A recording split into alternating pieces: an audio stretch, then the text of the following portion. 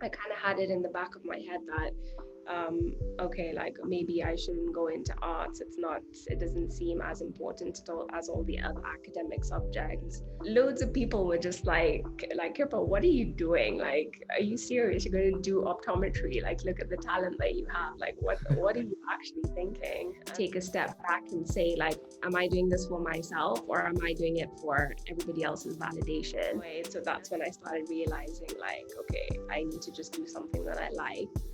I can survive. Like, so long as I can survive, it's okay. It's more about, life is more about being happy with what you're doing. Just to get in the zone is good. It's good for your mind. It's therapeutic. It's just mindfulness. It's like a good mindfulness practice for every day. Like, our culture has such amazing stories, and it's such a vibrant culture as well. So it's really nice to be able to put that across in artwork.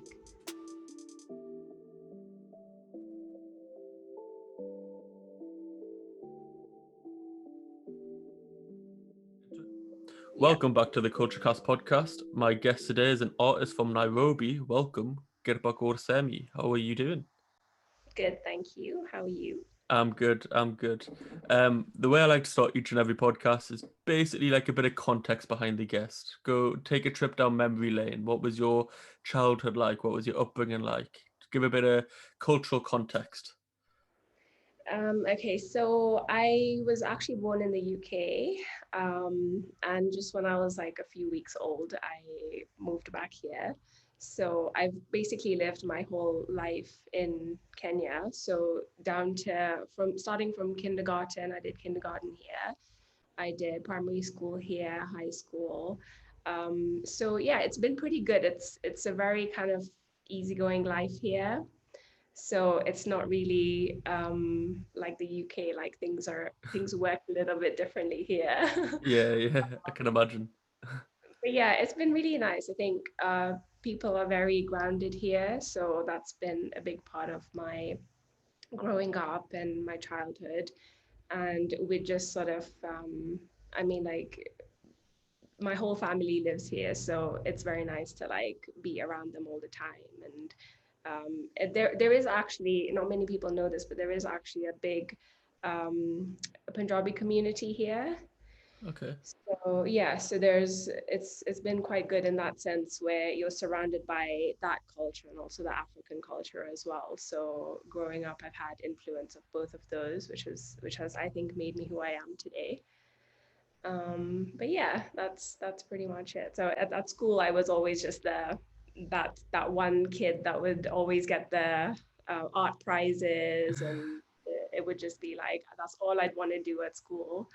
But yeah, that was pretty much it. Do you find like that the cultures are similar, like your Punjabi background and your Kenyan background, or are they quite contrasting?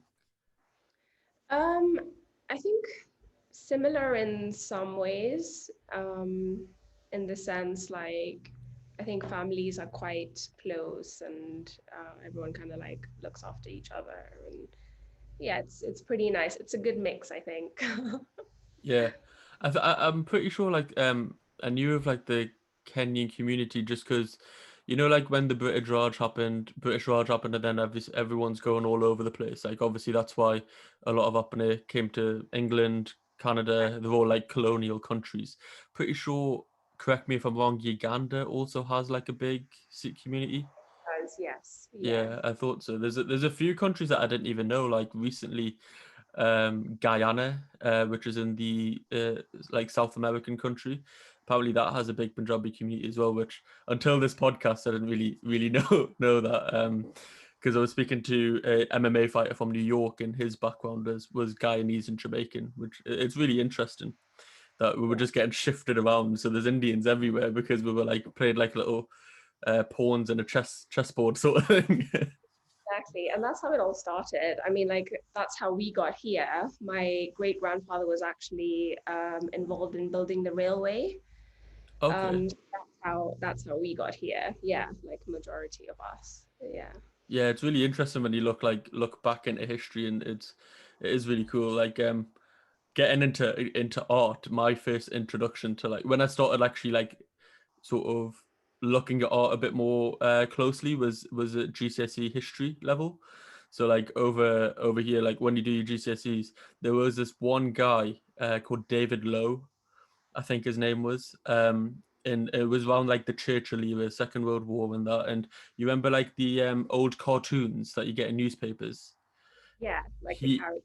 yeah, Yeah. yeah, that. So he was like he was the guy who basically did the majority of them that we would always get like in textbooks, and I think even one of our exams was based on one of his caricatures, like these cartoons, because it is the thing where like a picture paints 1,000 words. Like he would really nicely sum up what was happening when Hitler was invading X amount of countries, or when Churchill was in power, and it is really, really interesting. That's when I sort of started looking into little Easter eggs a bit more closely. How did you get into art? You just said there that at school you were always the arty kid, getting all the prizes. What was your like earliest memories of art? So actually, my whole family is quite artistic. I think I've been blessed to have been born into such an artistic family. My dad is an architect by profession, but he also does wildlife painting. He's been painting since he was a kid as well.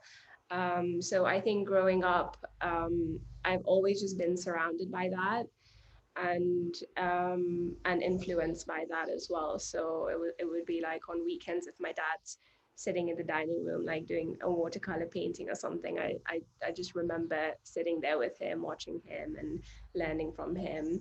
And I was telling him the other day as well that I got my watercolors out the other day, and the smell of the watercolors actually took me back to that.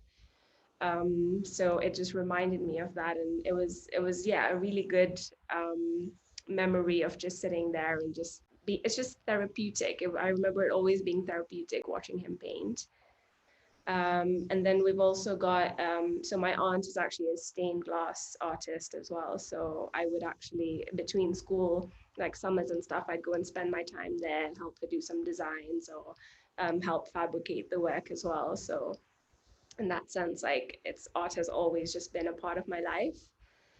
And then it's just about like discovering your passion. I think I didn't really know as a kid like what a passion was or like what my passion was.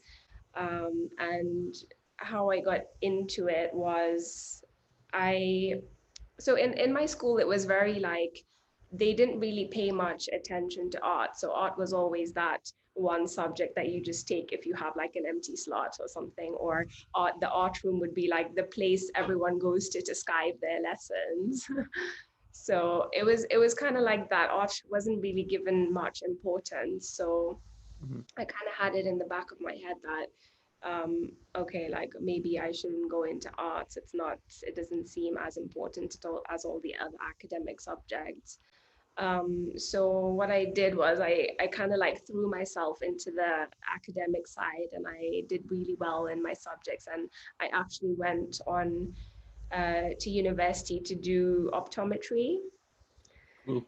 Yeah, so that's what I went to do. And loads of people were just like, Kirpa, what are you doing? Like, are you serious? You're going to do optometry? Like, look at the talent that you have. Like, what are you actually thinking? And I remember just saying, like, listen, guys, I know what I'm doing.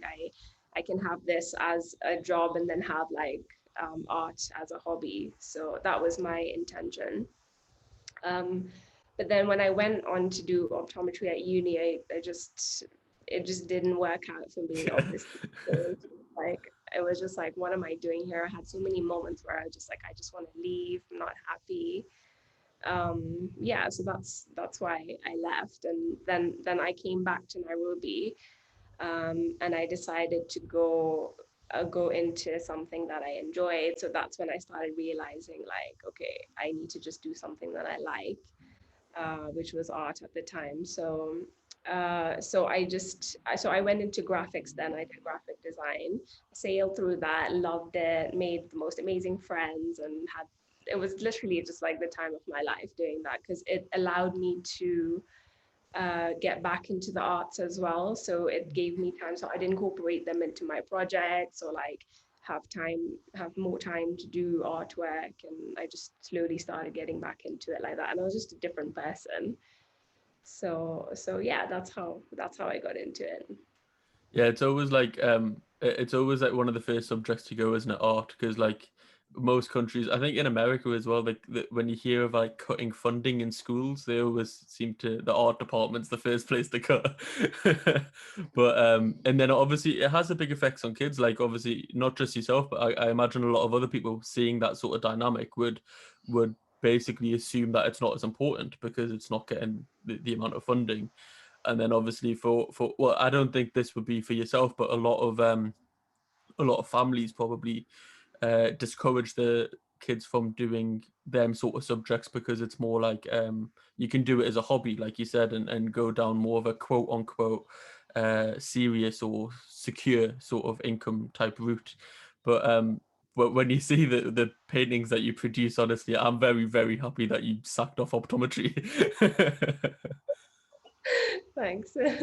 No worries, no. It's honestly, it's I think I first stumbled across your page quite fairly recently, if I'm honest. I think it was the Guru Gobind Singh Ji's birthday, the painting that you did then, and I think it Yeah. was like reposted by Sikh Expo or one of them type of pages, and then obviously like started following you and looked on your page and uh, I seen the Guru Nanak Dev Ji one as well, which was really similar. And the first thing I did was like just send both of them to my mum. I was like, look at this, it's so beautiful.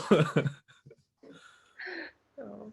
How would you like describe your style if you have one? Like I noticed in them two paintings, there's a lot of like floral designs. It seems like quite like natural, like naturistic, I guess. I don't know the correct terminology. So I think when it comes to style, I've always tried to kind of like still figure it out. I think I'm still trying to figure out my style. Hmm. Um, but I remember when I started off as just sort of like vector drawings, very like hard lines, bright colors.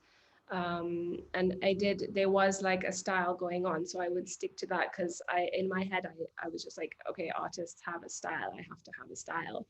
But then I started realizing that I would have like an urge to do like a watercolor painting or like something else in a different style, which I can do as well. So I think my aim is actually to just explore as many styles as I can and just do them well. And I think there is an underlying style with all of my styles. Yeah. That makes sense. But I think that's come from a lot of the influence from here, from Nairobi, so like the African culture as well. So yeah, I like to combine the two somehow, and I think that's what's developed behind all of the stuff that I do. What's what is the style in Nairobi like that you've just like mentioned? Is there a specific sort of theme that goes on, or because I'm unaware of it if I'm being completely honest. So I think here there's a lot of the African tribes. So there's loads of different tribes that have like it's a very like colorful culture. It's very detailed. I think you must know about the Maasai culture. Maasai, I've heard of it. I can't say I'm an expert, but I've heard of it. I know that's fine, but that is actually one of the cultures that has had the most influence on me because it's very detailed. They wear like really colorful jewelry. It's just so beautiful in so many ways. And then like a lot of I know like animal prints are a big part of my artwork. As you can see behind you. Yeah, so it speaks for itself in that sense. Even patterns, the fabric prints, like it's all definitely had like a big influence on my artwork. Yeah, it does seem like and hopefully I don't say anything wrong here because it is like a place of ignorance, but it does seem like African culture is very vibrant. It is very like natural. Yeah. So, yeah, yeah, and I think that's what a lot of people don't see. Like they're not aware of it either. Hmm. Um, but yeah, like if you see some of their clothing and their fabric prints, and it's just a really nice like organic, detailed and colorful culture. Yeah, that's a good word, organic, because it is like, as I say, when I see like a lot of your work, it is very like sort of natural. There is a lot of floral designs, and it does have that sort of naturistic, organic sort of vibe. I'm always hesitant to say like African culture because it is such a big, it's a continent. Do you know what I mean? It's such a big continent, so it could be completely different in Nairobi to say Morocco to South Africa. Like, Do you know what I mean? So I always feel quite hesitant to sort of just like generalize the entire continent, because I imagine there's a lot of differences, not just between tribes, but obviously between the countries there as well. yeah. Um, So when you're creating these pieces, like what is your sort of inspiration? Do you have like one day that you're just gonna wake up and think like, oh, I'm gonna paint some zebras? Sometimes, yeah. Sometimes it's like I'll just wake up and be like, oh, I want to do this. Mhm. But it's more based on, I think, experiences or just something that I've seen that's inspired me. That will make me feel like creating something. Like it depends on my mood as well. Do I want to do something black and white or colorful or detailed? Or it's more of like a mindful thing. Like sometimes I'll just do it just to get in that zone and just get some me time, or if someone's upset me, or if I'm really happy. It just all depends on that. But yeah, experiences for sure. Um, yeah, it's just whatever I feel like doing at the time. I've seen on your Insta as well that you quite like into photography as well. So do you think that they mirror each other? Like your artistic style is very much like your photography style, or do you think they're two completely separate things? I think like photography is more of putting across something that I've seen in the way I see it. So if it's something like a flower or something, like if I take a picture of it and edit it and put it on Instagram, it's just the way that it's an expression. I guess, yeah, that's the way to describe it. I think it's just an expression. Do you like, if you like take a photo, do you ever get the temptation to turn that into a painting, or do you just keep the two like separate, or like do you ever base not just off experience, but do you ever base like some art that you do off like a photo that you've seen, or and then try to like recreate it, or is it just like whatever you feel? Are the two connected or separate? I think very separate. Because if you notice in my artwork, it's quite it kind of follows the more abstract-y route. Hmm. Whereas copying a picture, like I wouldn't really be interested in doing something like a landscape, like from a picture, or Right. like I just kind of like go with the flow, and I want to get away from that still life kind of artwork and just do something that's more beautiful and aesthetic. So yeah, it's just aesthetic stuff. So even in my photos, it's just like if it looks good and I see that it looks good, like I want to share that with everybody. So I'll take a picture and post it.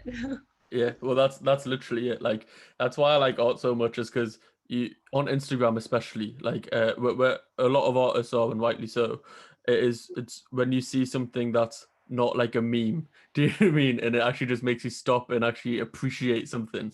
It's that much more powerful. It's like yeah, it's just it's different. Do you know what I mean? Even though like it sounds very weird because Instagram is full of pictures, when you actually see a proper picture of a painting, it does make you sort of like stop in your tracks.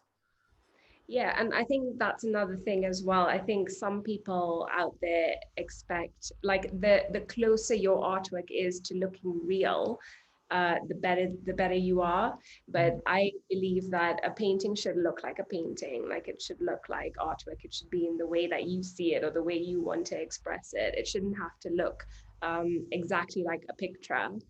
So I think in that sense, like fine, it is like really cool to be able to draw something and it looks like a picture. But I guess like everyone's styles are different, the way people see things are different. It's just more of an expression of the picture, I guess. I think that's where like the value is. Do you know what I mean? If everybody was is going for like the picturesque look and basically creating something, everyone's paintings would be the same. Like every artist would sort of look very, very similar. Do you know what I mean? You want these The picture and put it up on your wall. Like, what's the point of mimicking it exactly in a painting? exactly, like you get these cartoon filters now that basically do it for you. But if that was the case, like there would be like no artists around. The whole point is that that's why I like I'm a very simple person, and I like see something I like, and I try to get in contact with you. Do you know what I mean? Like as I saw the painting and I was like, I would love to speak to the person who created this, because when you see like the I guess your expression, yeah, the emotions and that go into like a painting, it's a very subjective. Do you know what I mean? It's very different to say somebody else's, because there has been a lot of obviously photos of Guru Nanak Dev Ji, Guru Gobind Singh Ji, but everybody has their own different twists, and with yours, it just because of the colorfulness of it, it just spoke to me a bit differently than other ones. And I'm not saying that's like a bad thing to the other ones, because they're also good in their own way, but it's like it's one of them things where it is very individual sort of talent. I don't know where I'm going with this, to be honest. I'm just rambling now. I get it completely. I think what you're trying to say is like it's everyone's got a different expression of their guru. So it's the way that you put it on paper and how you want to put it across to other people that this is how I feel about our gurus, or this is my interpretation of a guru. 100, yeah, you said it way better than I did. Because it is very like individualistic thing, and as I say, like that's the cool thing about the internet sort of thing, is that the majority of people that I've had on this podcast, it's I've either seen a painting when it's an artist, I've listened to somebody's music if it's a producer, or I've seen an article written about them, and I've just contacted them because it's like there's this thing that intrigues me, and I just want to find out more, if that makes sense. And especially with art, I think because at a young age, like with the history sort of background and looking at all these cartoons and things, and then surrounded by, even when you go to the Godwara, I remember we had I don't even know the dimensions, but it basically covered the entire wall where where they do kirtan at the front, like at the front of the Godwara. There's like there used to be a really big wall behind there, and it was just this massive painting of Guru Gobind Singh Ji. And obviously as a kid you're just looking forward and you're looking at all these little intricacies, and oh yeah, can you see like the eagles here, and you can see the soldiers in the background, and you can see his kirpan laid out so nicely in his shield, and all these little intricacies, and then you just get more and more into not just Sikh art, but I think that's where I just ended up going the majority of the time. Yeah, for sure. I mean, like our culture has such amazing stories, and it's such a vibrant culture as well. So it's really nice to be able to put that across in artwork. Yeah, 100%. You know, when you were doing like design and messing around with like on I imagine on computers, did you ever delve into like digital artwork? Yeah, so actually most of my stuff is digital. Oh, I got really? yeah, so I got into, I mean, I do a lot of hand painting as well, and like sketching and stuff like that. But that was before I went to uni. So now when I went to uni, I got to know more about the softwares and like the gadgets that I could use to create more illustrations like online, which I think it's a pretty good tool to have because um I mean, like a lot of people look at digital illustration and think like, oh my God, that's so easy, like anybody can do it. But it's actually not. Like you actually have to have that eye, or that it's like it's basically like doing a hand painting, but you just on a screen, So a lot of people have a misunderstanding of it that oh, it's like Photoshop, like Photoshop is so easy to use or whatever. But you have to still have that artistic eye and put across like the expression that you want to. Would you say it's easier or more difficult? Like if you had to say for you personally, because obviously you come from like a background of hand painting, would you say it's more difficult, or do you find it a bit easier to just go on a computer? I imagine it's less messy, but the actual creation itself. Yeah, it's definitely less messy. That's one thing, but I somehow enjoy the messiness of hand painting, which is like, it's a brilliant thing. But it's not really easier or harder, I can tell you that much. Like it's the same thing. So when it comes to digital artwork, you have something called like a graphic pad, or like an iPad or something, that you have a magnetic pen and you're actually drawing. So it's basically a hand drawing. Yeah. Yeah, so it's definitely, it's not harder or easier. The good thing with digital is that you can explore so much. There's so much that you can do, so many techniques that you can use, and it just doesn't stop. So like the second like a new brush comes out, or like a new style, like you just want to like explore that. So in that sense, digital, it keeps on evolving. So it's good to like keep on learning about that, and like it's just a learning curve, like it just doesn't stop. So that in that way, digital is really good. Yeah, I thought it might be like potentially a bit harder because you can like sort of tell the way that when you're like painting with a brush, for example, you're looking at the brush and you can tell its movement. Whereas like on an iPad or something with like a digital pen, sometimes you're meaning for it to go one way, but it might go another, or you accidentally put your hand on the iPad and then it goes all over the place. Yeah, that does happen. So it's almost like you're looking at the screen, but you're drawing somewhere else. Yeah. So even that, it takes a little bit of getting used to, but it's not hard. Yeah. I guess that's the benefit of having an undo button as well. Yeah. Oh, yeah. That's a pretty good point. Yeah. And on digital artwork, you can erase, paint, and edit, undo. So you can't really do that on like actual paintings. If only, if only. One day, someone will make some magic paint where you can press undo and it'll disappear.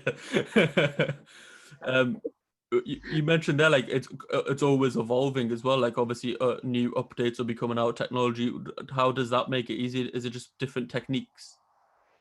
Yeah. So different techniques, as in brushes or styles, or you see loads of stuff on like Pinterest and Instagram that people are creating, and there's so much talent out there.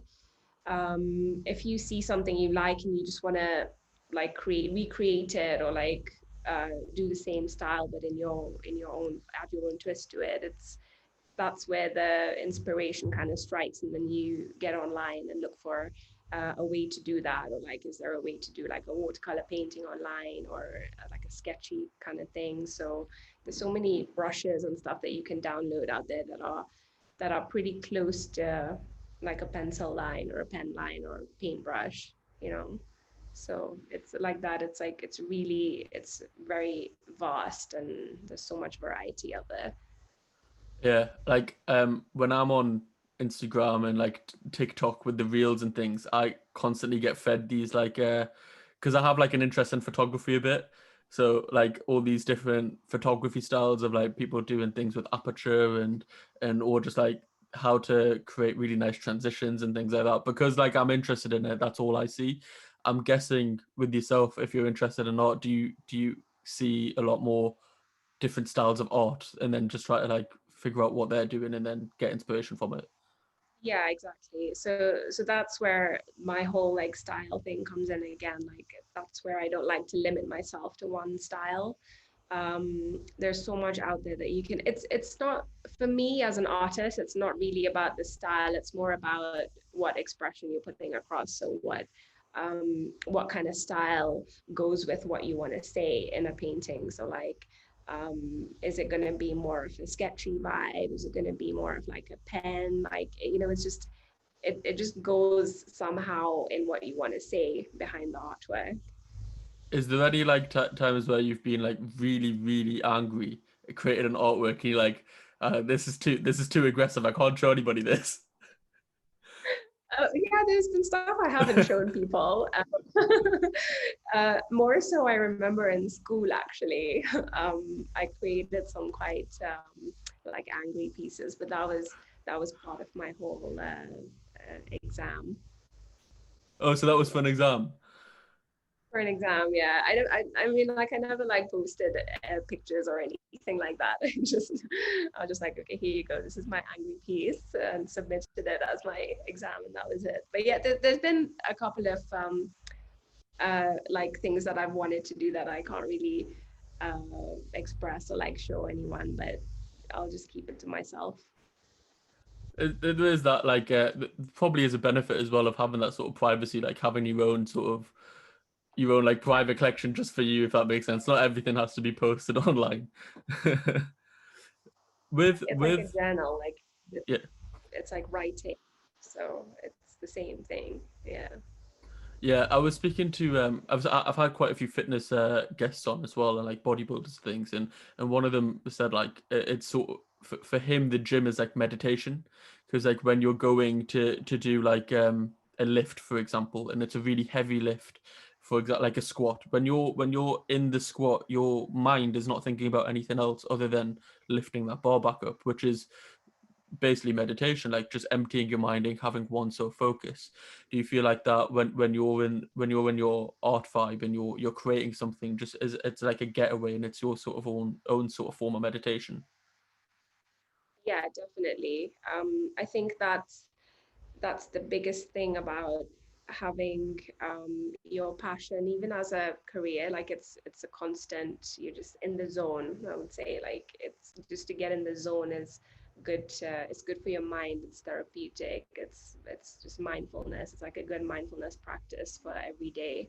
And you just kind of like it's just nice to get into something where you just lose track of time.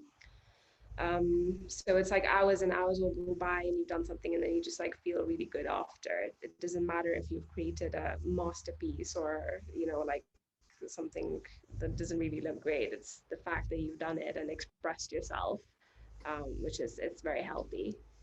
Yeah, Yeah. that's what they usually say is like a good indicator if you're actually enjoying something, is when you lose track of time. Do you know what I mean? Like if hours and hours go by and you don't even realize, like sometimes you skip out on food as well because you're just like, I'm really in the zone. Do you know what I mean? You don't even get hungry. Yeah. The food, then maybe not so much. I never forget to eat. But yeah, you do lose track of time and like working really late hours, or just it's just nice to just get lost into it. Mentioned there, obviously, like now that you're getting an income from this, but when was that like when did that little switch happen? When did it become like a passion and a hobby to, right, I can sort of make this into a business, I guess. Yeah, so I think growing up, like I know like a lot of artists can relate to this, especially in our culture. That there's this thing about art not making you enough money, or like it's not really something that you should go into as a full-time job or a career. But I always, obviously, like as a kid, when you're constantly hearing something like that, you do tend to believe it to some extent. But I think what I went through with my whole uni thing and going for optometry and just being a miserable person, like just not being mentally myself, that kind of pushed me to having a mentality that I really should just be happy. Like I don't care about the money. It's just not about the money for me anymore. So long as I'm having um, I can survive. Like so long as I can survive, it's okay. It's just it's more about life is more about being happy with what you're doing. So I just went into that thinking like, okay, I'm gonna survive. It's fine. I'm gonna be happy. That's the main thing. So I think what I did think for a second that okay, I'm not gonna make enough money, or like people are gonna say like, oh, she's just an artist, like she's, it's not really something to get into. But I think if you enjoy what you do, you can go to great extents in terms of like doing projects and earning good money. So long as you're passionate about what you do, I think I can say to you now confidently that I'm making more money in art than I would have ever done in optometry. Like because my heart wouldn't have been there, so I probably wouldn't have done well in it, or like reached to a place where I wanted to be. So right now, looking back on it, like I do have a full-time job as well. So I work as a graphic designer for two hotels and a shopping mall. That's So sick. I do get that satisfaction every day, that job satisfaction, and a salary as well, and having art as well to do on the side. It's just like the cherry on top of the cake.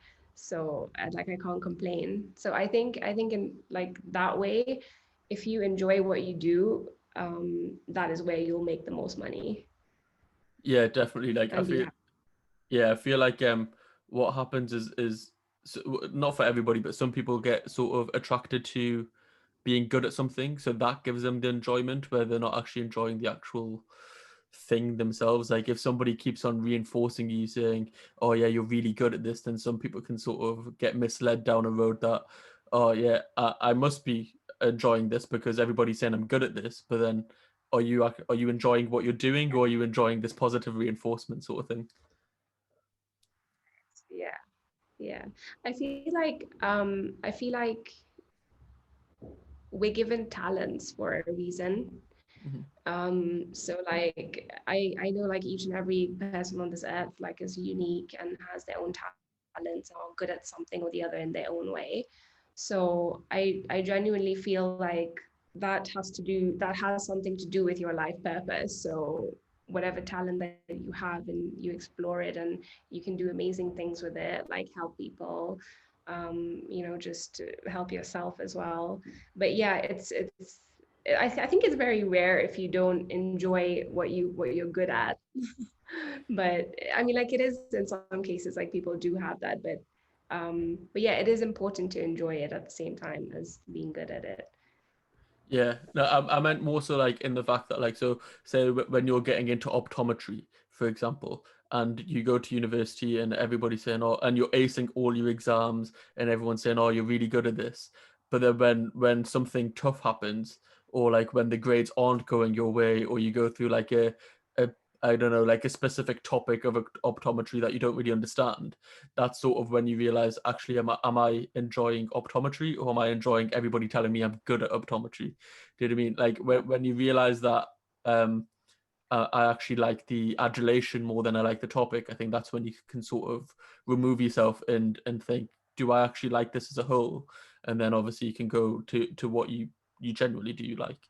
Because I feel like a lot of people do get um like sort of trapped in the wrong sort of space, especially like as we've been talking about, like job security and things like that. Obviously when you're getting drilled this in from like a young age from different cultures, obviously not just ours, but a lot of other cultures go through the same thing, then it can sort of be like a tricky little balance of finding out whether you actually enjoy something or enjoy the the rewards that something gives you, if that makes sense. I don't know if I explained that correctly. Exactly. Yeah, no, I do get where you're coming from. I think it all just comes from within, though. You just have Mhm. to take a step back and say, like, am I doing this for myself or am I doing it for everybody else's validation? And I think that's a big thing in the art community as well. It's like the second you stop seeking everybody else's validation, you start to become like the best version of yourself and just the best version of um, like an artist that you can be. And that it's just that validation. Like the second you look inside yourself and think like, I'm doing this for myself, um, I guess that's when you know that you're passionate about it. 100%. You summed it up way better than I did. I think I need you on every podcast just to explain what I say, like afterwards. Do you know what I mean? Just I'll go on like a little rant, and then you can just give a little summary. Obviously, I stumbled across you on social media, and I imagine a lot of other people do as well. Is that, would you say, like your how most people come across your work, or other methods as well? I think yeah, social media is definitely the main way. I do a lot of designs and artwork for other people as well. I think uh, like passing on contacts as well. It's definitely social media though. Instagram's been so great for me in the sense I can share my work with everyone, and a lot of my inquiries do come in through there. But I've also done a few events and stuff when I was in uni in London. So I actually did a art exhibition for Visakhi at Trafalgar Square. It was the Mayor of London Visakhi Festival, and so that's where I exhibited a lot of my work as well, and I managed to get a lot of contacts and followers and stuff on my Instagram. So yeah, stuff like that. It's just word of mouth and passing on contacts. Yeah, that's just how it works. It is interesting. I didn't know that that you did the Vasaki festival, but with the Instagram thing, it's quite interesting. I was speaking to Art by TDR, who's like an artist from Australia, and I remember we were speaking about like social media, and at the time, there's a guy I think called Tom White. Do you know SpongeBob? SpongeBob SquarePants. Yeah. Yeah, so he's the like artist behind SpongeBob. Wow. But stay with me here. Yeah, stay with me. It's one of them tangents again. But since SpongeBob finished, I think like 10, 15 years ago, whatever, he does like very different art now, and he exhibits most of that on his Instagram. And obviously, since this pandemic hit as well, and a lot of art galleries in the States have been closing down and things, he goes that all of his inquiries. I don't know if the American system's different to ours, or like anywhere else in the world, or I guess, but he said that beforehand, the buyer would get in touch with the art gallery who would have his information, and then that's how they would do commissions. But since this pandemic's all like went like caused all this ruckus, I guess, they just directly contact him through Instagram, and that's how he's getting like all of his commissions now. And he was basically saying that like Instagram is now like the new art gallery. Do you know what I mean? It's like you just go on there, you can find any artist from the world, and you can get a commission. And it is when you put that parallel out there, it's like it is because I like art, but I don't think I can't remember the last time I went to an art gallery. Do you know what I mean? Do you find like a similar sort of transition happening? Yeah, for sure. I think if I looked at it in a way, if I wanted to find artwork, the first place I'd go is Instagram. Mhm. Or like, check out different art pages, see what I like. And it's just like to be able to view it from the comfort of your own home and not have to go somewhere and see it. Although it does make a difference seeing artwork in real life, and like pictures just don't do justice at all. But yeah, in the sense of like being able to have it at your fingertips is just great. So in that way, you don't have to like work extra hard to get yourself out there, or get like people to recognize you. Instagram's it's just really good for that. And I think in our community as well, there's so many people that have all these great pages, and they share your artwork, and loads of other people share your artwork as well, and that's how it just gets around. So I think it's great, honestly, for getting out there. That's how I managed to get some major projects that I've done. It's just through Instagram. Yeah, actually, I was just thinking there while you were speaking. I do remember the last art museum that I went to. It was or art gallery. It was actually the Uffizi, I think is how you pronounce it in Italy. It's where where David is, like the David and the Goliath, David, from Right. Michelangelo. Yeah, yeah. I went because I went to Florence, and they've got the art in Florence is crazy. Um, yeah, the history behind it as well. So it's one family basically called the Uffizi, and their home now is basically a museum. But they basically had like a really like big empire. They were like the family that was behind the Renaissance. So Right. they like commissioned a lot of like Michelangelo. There was a few others as well. I can't remember their names now, but yeah, that it is very different when you see them in person. Obviously, like sculptures, I think are a bit different because when you're standing next to Michelangelo's David and you see the magnitude of it, and you're looking up and it's like 10 times your height, then it's obviously a lot different. Yeah, and that's one thing you can't put across in a picture is scale and just like the vibe of it. Yeah. Yeah, exactly, exactly. I seen like over your Instagram as well. You've done like quite a few different projects of like there was a like a Sikh coloring book that you did. There was album artwork. There's magazines. How did they come across? And do you find it's very different when you're creating something for someone else rather than just creating something like organically?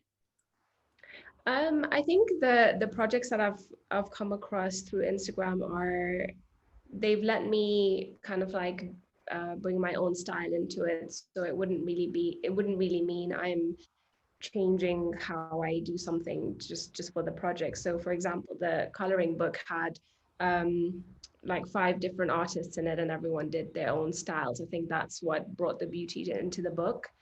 But yeah, that's been one of the major projects that I've done, and that was over this whole pandemic. So I think that's one of the great things that came out of it. I had time to work on that and go into that, and it's opened a lot of other opportunities for me as well.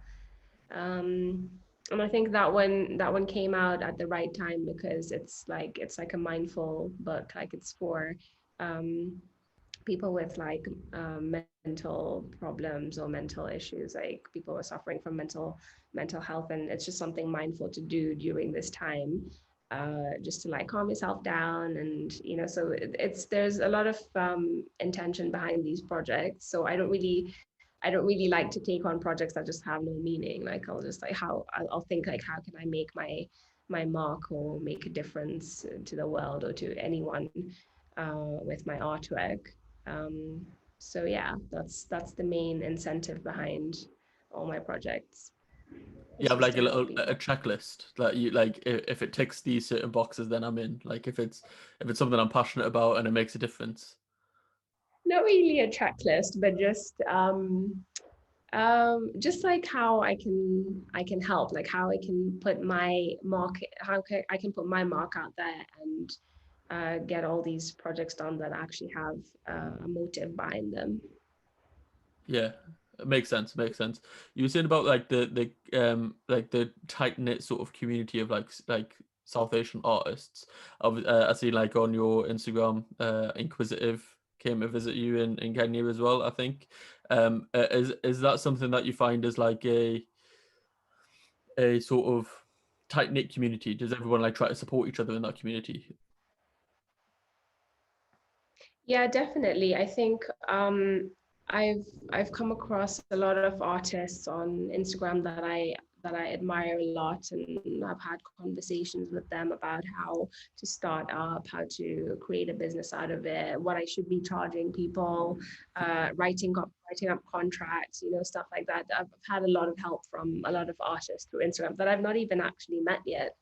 So in that way, it's really good. There's a lot of people out there that are willing to give you genuine advice, and if they see that you have potential to go far, like they'll help you. There are some people that don't as well, Yeah. but yeah, there's a lot out there that want to help as well. Yeah. How do you come up with like say a price for something? That's always intrigued me as well as like obviously it's supply and demand. So I assume like if something's at auction or something, I can understand that because it's literally whoever wants to buy it can up and up and up the price. But when like an artist like creates the price himself, I always wonder, is there like an algorithm that goes into it? Like how do you So there's a couple of ways that you can do it. I've actually struggled with this a lot. Is pricing. It's just been a nightmare. But I feel like through all that, the hourly thing doesn't really work for me because like an hourly rate, because I don't feel like I should have to tell the client that I spent this many hours on it. Like I don't like to time myself. It depends on my mood as well. Like am I in the mood, or am I having a creative block? I can't tell how long I'm going to spend a piece, how long I'm going to spend on a piece. So I think that's kind of an unfair way of doing it, because um, you can take longer than you could have if you did it on a different day. So that really doesn't work for me. So I tried that out, abandoned that. Then I got into just kind of like the whole, like people would say like, if you want to buy an art piece, like you see some that are really ridiculously priced, like like a million shillings or whatever. It's something so ridiculous, and then you're thinking like, is my work really worth that much, or should it be lower? And then if you go lower, people will start saying like, is that it, like charge more, charge more. So I started off just like doing, whenever I wanted to sell my paintings, I just like put a price on it, like, okay, how much is this worth? Like how much can I squeeze out of this Yeah. to make like the most money that I can? And then that really didn't work out either, because I realized I was just overpricing all my pieces and people weren't buying them. So then after that, then it came down to really just thinking about like, okay, how much would I pay for this piece? If I'm the artist, I know how much work has got into it. I've incorporated all my material costs and everything. So how much genuinely do I think I can make out of this? Like judging off the time that I've spent on it, the detail of it. Mhm. 'Cause it can be like a huge painting with just like one little tiny thing in the corner, and then it can be the same size with like loads of detail everywhere. There's two different things. So those would have two different prices. But yeah, it all comes down to just what would you pay for it? What would I pay for it as an artist? What would I be willing to give as an artist? And I think if you put those prices across, you'll just realize that you selling a lot more stuff. That's still quite hard though, because like to detach your emotions and things and to come up with like a sort of uh, a subjective sort of figure. Do you know what I mean? That's still quite tough because obviously when you've made something, I imagine like you attach emotions to that thing as well. Do you know what I mean? Like every artworks, I imagine is like your baby, and like to put a price on that is quite hard because then you put all the sentimental value in. You might see things and intricacies that like a general buyer won't really appreciate, if that makes sense. Like certain techniques and things, they just might see this is beautiful, I want to buy it. Whereas the artist is obviously thinking about everything else that's went into it. So it is still quite tough to make up that number. It is really tough, yeah. Because I think a lot of people out there that want to buy art don't really know, they're not really creative in the sense, or like creative enough to understand what's gone into making that. So if you give them like a ridiculous price that reflects what the work that you've done, they might just be like, oh, what, like I can get that done from someone else like so easily. And you're just like, okay, like he clearly doesn't understand what's gone into this. So in that sense, yeah, like art is very subjective. There's no right or wrong price that you can give someone. It's just about um, just taking a step back and kind of thinking like, okay, what do I deserve for this? You know? Yeah, definitely. Like, because as you alluded to before, you see some paintings that are ridiculously priced, and again, like, is sounding ignorant. It looks like a couple of plain splashes here and there or something. Do you know what I mean? But then there's some that I see like absolute masterpieces, and you see them in like them stores in like a mall that just have so many paintings in them, and you're like, what's only £10? This looks amazing. Yeah, that's another big thing. Like people buy those paintings, the ones that are ridiculously priced that have like a dot on them. Like people buy those. So, you're there thinking like, okay, but like why can't I sell Yeah. something like that? I can do that. But yeah, then you just feel like you've like ripped someone off, or like you feel bad about it. So I guess it's just, yeah, it's all comes down to what you feel like you deserve from that. Yeah, yeah. It makes sense though, because I think that's the fairest way to do it as well. Do you know what I mean? It's not like as you say, it's not like ripping anybody off, but you're not underpricing yourself. So it's a nice little balance. How do people contact you if they do want to get anything made from you, if they do want to commission? Is Instagram the best way? I think Instagram for sure. Yeah, I get a lot of inquiries on Instagram and email as well. Do you have like a website or anything, or? I don't have a website yet, but it might be something I'll be working on in the next year or so. That's cool. That's cool. And then do you do like do you do prints as well? Like obviously some of the pieces that you were saying that you are like digital. Do you do like one-off commissions, and then do you also do like sort of prints of some of your more popular pieces? Yeah, so the more popular pieces, well, whatever's on my Instagram really is like if anyone wants a print of it, they just kind of go on my Instagram and send me a picture and say, "Do you sell prints of this?" And if it is a digital piece, then I will. Yeah, I do sell prints as well. Yeah. That's cool. That's cool. Because obviously, like I'm not gonna lie, I want to get a couple of pieces to myself. To be fair, so I'm asking for myself. I'm asking for myself. Because I really, as I say, I really like the Guru Gobind Singh Ji and Guru Nanak Dev Ji piece. So hopefully, we'll speak afterwards about that anyway. um, also, have you? Like I only came across this quite recently, but there's things called like NFTs and do you know anything about them? And what is that? So I think, from my understanding, it's sort of like digital art cryptocurrency. I think that's the easiest way to explain it. So totally in one ear, other ear. Do you know what like crypto? Do you know what like cryptocurrency is? Like Bitcoin and things like that. Okay, so I don't know how to explain this then. So like you basically you would create like a digital artwork, but it would have like an encryption in it, so only one person could own it. Yeah, yeah. So Or that like like a watermark kind of thing, like a yeah, copyright. I Yeah. think it's like it's a tiny bit more complex. It's like it's to do with blockchain.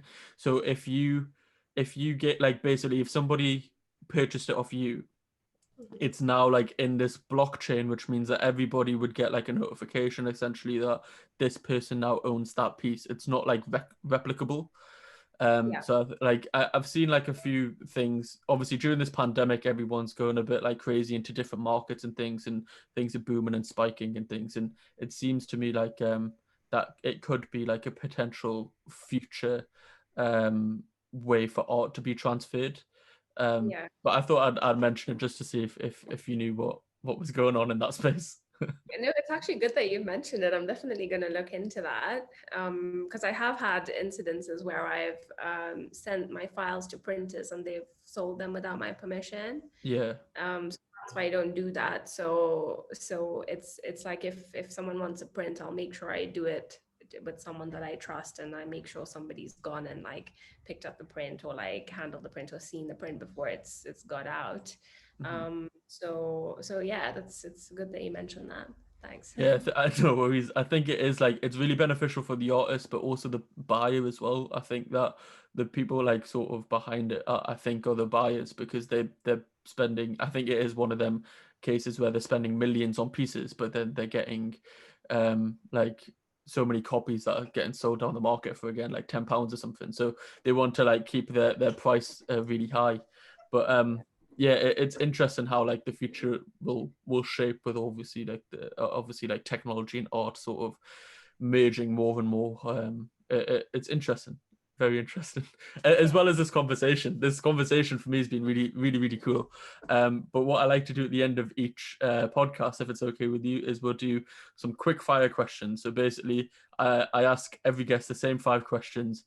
They're sort of in a quick fire like fashion, but they're a bit deep at the same time. So just try to get that balance, I guess. Do I have like a time limit or something? No, well, not really. It's just whatever first pops to your mind. So the first question is, what are you most proud of? What am I most proud of? I am most proud of the decision that I made to leave optometry and do art, to pursue my passion as a career. That's what I'm most proud of. Definitely. Number 2 is, what are you most looking forward to? Um, I'm most looking forward to being the best version of myself. Awesome. What is your biggest motivation? My biggest motivation is to be able to inspire people and to use my passion as a way of helping people. What is your definition of success? Um, my definition of success would have to be just being truly your authentic self and being happy. And last but not least, because it's the KultureKast podcast, how do you feel like your culture has affected you thus far? And I should preface this, okay? Because when I say this, obviously most of the guests so far have been from like a Punjabi background, but I don't just mean your Punjabi culture. I mean like your individual culture, everything from your backgrounds. That includes your time in London, going to university, and your time in Kenya, and your Punjabi. All of these things that are sort of like an amalgamation in you. I think it's definitely affected me in a good way. In the sense, being from a Punjabi family, I think we're all very like close knit. We all look after each other, support each other. So without them, I don't think I'd be where I am today. So yeah, in that way, yes. And I think also just being surrounded by a lot of like different cultures has all had that input as well. But also in the, like, I know I keep going back to the Sikh community and Punjabi community, but that's I think as Sikhs, because we're like learners and we do seva and we help people, and that's who we are as Sikhs. That's definitely encouraged me to, like, it's put me in a direction with what I want to do with my art, is just keep learning, help people where I can, and yeah. That's awesome. Yeah, that's a really nice answer, to be fair. Like that's the cool thing about them 5 questions is I ask everybody them because they are very subjective, like they're very personal. Do you know what I mean? Like the the they're very they give like an insight into that person within like, just in the 5 questions, and everybody obviously has different answers. So it's very interesting just to like sort of sum up the podcast with them, because then you get like a little added insight into each and every person, because the Yeah, culture is question. very, I think also with the whole culture thing, it's been a good journey for me, because what I've been through has opened my eyes into again becoming the best version of myself and following my passion and just being truly happy. I don't think I would be on this path if I hadn't gone through all that. yeah. I think everybody needs to sort of figure out what they don't want to do in life to realize what they do want to Yeah, do in life. exactly. Yeah. 100%. Again, I've really enjoyed this. Thank you for your time as well. I know with the time difference and stuff, it can sometimes be a bit complicated, but cheers. Thank you as well. Thank you so much for having me. No worries. All of Kirpa's links will be in the description, whether you're listening on YouTube, Spotify, Apple Podcasts, Google Podcasts, the full works. Just click in the description and you'll see Kirpa's Instagram. Go check out the beautiful pieces that we have been talking about all the way throughout this podcast, so that you've got some context of what we've been speaking about. And obviously, if you want to commission or any prints, now you know that you can just jump in the DMs and get one. So yeah, thanks everybody for listening, and see you in the next episode.